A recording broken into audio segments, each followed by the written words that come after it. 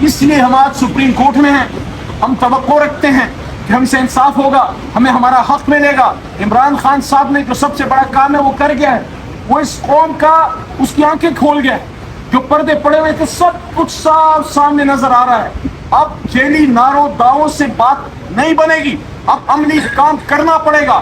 یہ قوم اس ملک کو بہتر کرنا چاہتی ہے, لیکن جب آپ اس لیڈر کو اندر کر دیں جس کے لیے قوم کھڑی ہے, تو پھر آپ بناوٹی لیڈرشپ سے آپ تاریخ اٹھا کے دیکھ لیں. سن 47 سے آج تک جب بھی آپ نے ڈرائنگ روم میں لیڈر بنایا وہ کچھ نہیں کر سکا. وہ پاکستان کو دبو گیا, کبھی توڑوا گیا, کبھی کچھ کر گیا, کبھی کچھ کر گیا. ہاں, وہ لیڈر جو پاکستان کے کھیت کھلیانوں میں غریبوں کے ان کے ڈیروں سے, تھڑے سے, نائی کی دکان سے, ایک چائے کے ہوٹل سے, وہاں سے جو رائے بنتی ہے اور وہاں سے پھر جس آدمی کے لیے عوام بسم اللہ پڑھتے ہیں اس پہ اللہ کی برکت آتی ہے. اس لیے ہم کہتے ہیں عمران خان صاحب کو اڈیالہ سے نکالیے, اسیران کو نکالیے. یہ جو بچیاں آپ نے جیل میں ڈالی ہوئی ہیں اس قوم کی بیٹیاں ہیں, وہ ماں ہماری ماں ہے ڈاکٹر یاسمین. آپ اعجاز چودھری کو نکالیے, پرانا سیاسی ورکر ہے. آپ نے جو کل کیا کہ 2 بار کے وزیر خارجہ کے ہاتھ میں ہتھکڑی آپ نے لگائی, میرے تو ہاتھ میں چلو لگائی, وہ تو لگائی سو لگائی, آپ نے اس کے ہاتھ میں لگائی. دنیا کو یہ میسج دیا کہ وہ وزیر خارجہ جو امت مسلمہ کو عمران خان کے حکم پہ اکٹھا کرے گا, وزارت خارجہ کی کانفرنس, دنیا وہ طاقتیں میسج دے رہی ہیں کہ جو امت مسلمہ اور پاکستان کے لیے کام کرے گا اس کے ہاتھ میں ہتھکڑی ڈالی جائے گی. آپ کو شرم نہیں آئی؟ شاہ محمود قریشی صاحب کے ساتھ یہ کرتے ہیں. اس لیے آئے اس معاملات کو سمیٹیں, اس ملک کو ٹھیک ڈگر پہ لے کے جائیں. اس لڑائی سے کچھ نہیں ہاتھ آئے گا. عمران خان صاحب کو گولیاں مار دی, جیل میں ڈال دیا, 300 دنوں سے جیل میں رکھا ہے. کیا اس کو ایک دن ہٹا سکے؟ محرم کا مہینہ ہے. عمران خان نے اسی ہفتے جمعے کے دن جب یہ بات کی, عمران خان صاحب نے اس نے کہا کہ میں وقت کے یزید کے سامنے نہیں جھکوں گا. اور انہوں نے یہ بھی کہا, عمران خان صاحب نے مجھے کہا کہ بتاؤ آپ پاکستانیوں کو کہ میں یہ کہتا ہوں کہ غلامی کی زندگی سے آزادی کی موت بہتر ہے. اس لیے ملک کو ٹھیک کرنا چاہتے ہو, سب سے پہلے اپنی سوچ کو ٹھیک کرو. ملک کو ٹھیک کرنا چاہتے ہو نا, سوچ کو ٹھیک کرو.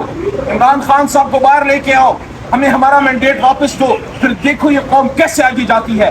پیچھے کروڑوں لوگوں کی دعائیں ہوں گی. اور مجھے جو سب سے بڑی فکر ہے وہ یہ ہے کہ میری اس زندگی میں جو اب ہاف صدی کے قریب ہونے والی ہے, میں نے کبھی عوام میں اور پاکستان کے اداروں کے بیچ میں اتنا فاصلہ نہیں دیکھا. اس سے مجھے دکھ ہوتا ہے. میں چاہتا ہوں یہ فاصلے نہ ہوں. میں چاہتا ہوں عوام اور ادارے یکجان دو غالب ہوں. لیکن اس کے لیے پھر آپ کو صحیح فیصلے کرنے پڑیں گے.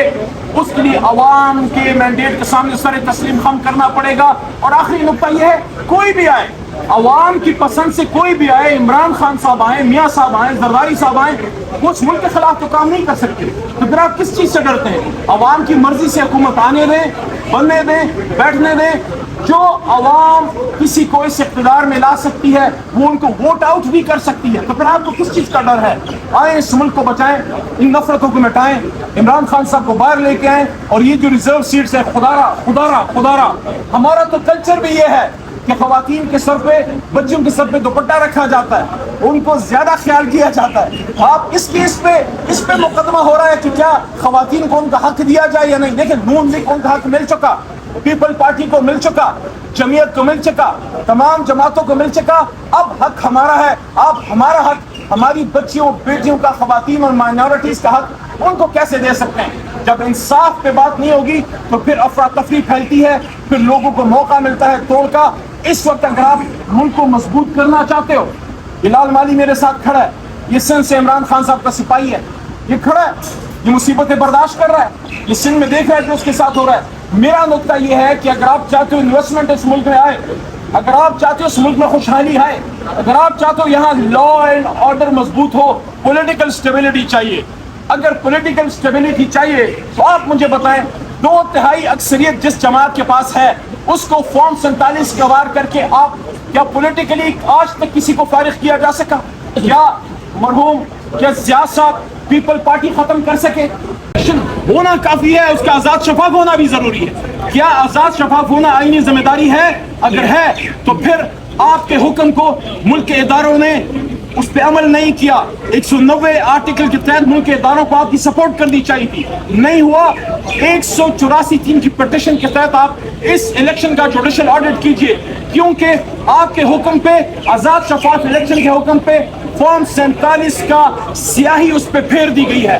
اس لیے دوبارہ آخری بات, عمران خان کو رہا کیجئے, ہمیں ہمارا مینڈیٹ واپس کیجئے, خواتین کو ان کا حق دیجئے, مائنورٹیز کو ان کا حق دیجئے, ظلم مت کیجئے. پاکستان انصاف کے لیے بنا تھا, انصاف چلاؤ گے تو یہ ملک چلے گا, نہیں چلاؤ گے تو اسی طرح در در ہم بھیک مانگیں گے. اور آج تو ہم میں کوئی بھیک بھی دینے کے لیے تیار نہیں ہے. یہ ہماری حالت ہے. بہت شکریہ. اور ہم یہ رخ کرتے ہیں سپریم کورٹ کی طرف دیکھیں کہ ہمیں انصاف ملے گا.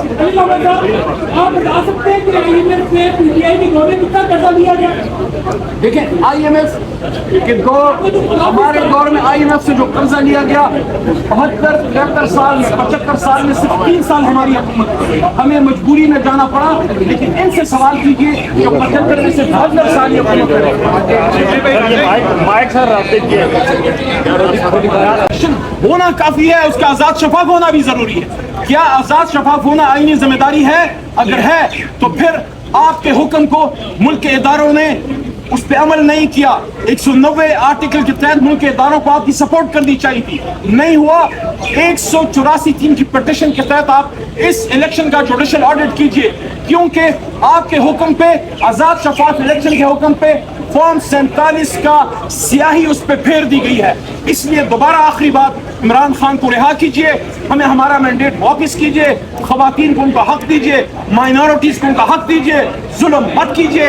پاکستان انصاف کے لیے بنا تھا, انصاف چلاؤ گے تو یہ ملک چلے گا, نہیں چلاؤ گے تو اسی طرح در در ہم بھیک مانگیں گے. اور آج تو ہم میں کوئی بھیک بھی دینے کے لیے تیار نہیں ہے. یہ ہماری حالت ہے. بہت شکریہ. اور ہم یہ رخ کرتے ہیں سپریم کورٹ کی طرف دیکھیں کہ ہمیں انصاف ملے گا. آپ بتا سکتے ہیں کہ آئی ایم ایف سے پی ٹی آئی کے دور میں کتنا قرضہ لیا گیا؟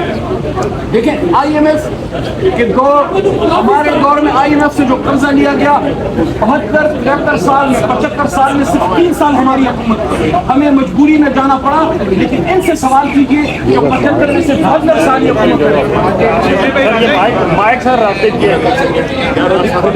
بہت شکریہ. اور ہم یہ رخ کرتے ہیں سپریم کورٹ کی طرف دیکھیں کہ ہمیں انصاف ملے گا. آپ بتا سکتے ہیں کہ آئی ایم ایف سے پی ٹی آئی کے دور میں کتنا قرضہ لیا گیا؟ دیکھیں, آئی ایم ایف کے دور, ہمارے دور میں آئی ایم ایف سے جو قرضہ لیا گیا 73 سال 75 سال میں صرف 3 سال ہماری حکومت, ہمیں مجبوری میں جانا پڑا. لیکن ان سے سوال کیجئے کہ 75 میں سے 72 سال یہ حکومت.